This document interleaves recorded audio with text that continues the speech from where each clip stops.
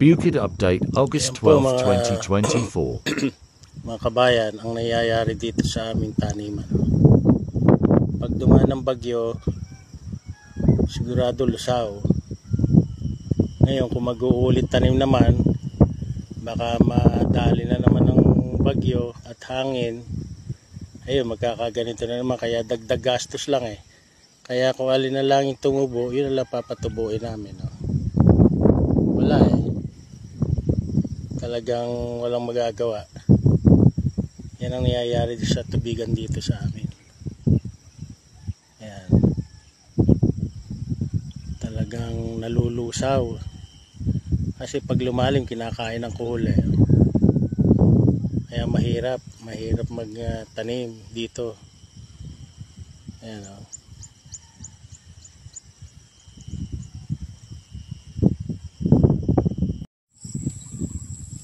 Ito mga kabayan, yung hinawa nating mga puno ng saging kahapon, ay sasabugan naman natin ngayon ng abono.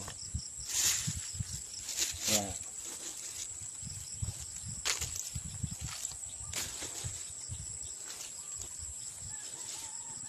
Para gumanda siya. Kukuhanan ko lang ng dahon to eh. Kukuhanan ko ng dahon.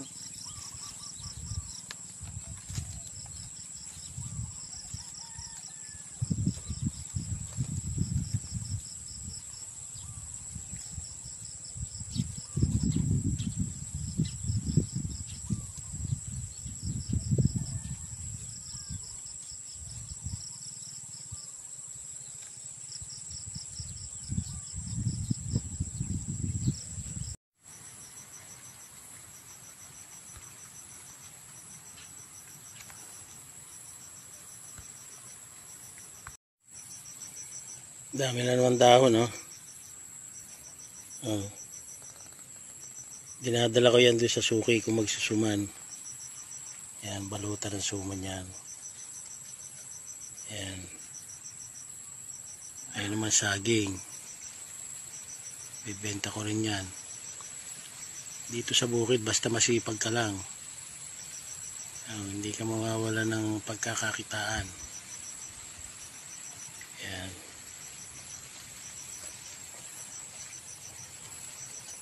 Oh.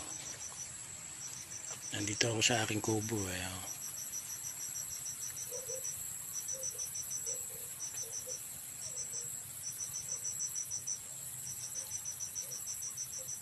Yan. Pa mga saging ko oh. Nakapaligid sa akin